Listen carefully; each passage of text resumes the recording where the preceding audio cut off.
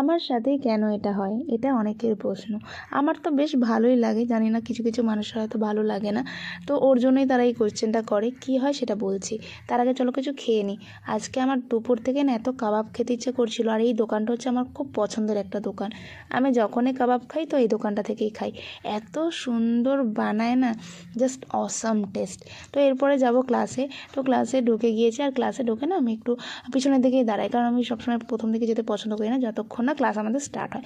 তো দেখো একজন আসছে ওই দূর থেকে, আমি পরে ভিডিওটা যখন এডিটিং করছি তখন আমি দেখলাম এই যে পুচকু, এই পুচকুটা আজকে আমাকে ধরেছে। আমি চিনি না, কিন্তু হয়তো এর আগে অনেকবার আমি ক্লাসে গেছি, দেখা হয়েছে, বাট তেমনভাবে দেখা হয়নি। ও দেখলাম বেশ আজকে একটা চেনা মুখ নিয়ে আমার কাছে আসলো, যে ও অনেক দিন ধরে আমাকে চেনে, এরকম একটা ব্যাপার। তো এসেই বলছে, ও বন্ধু বন্ধু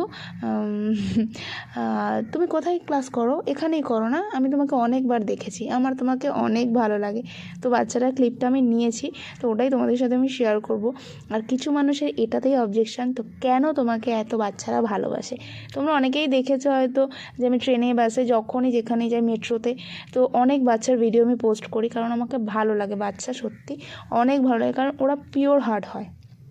আর এই যে পিছনে বোনটা দেখছো, এই আমাকে অনেক ভালোবাসে। তো এরা হচ্ছে অনেক ছোট আমার থেকে, তো এই জন্যই আমি জানি না কেন কিছু মানুষের এত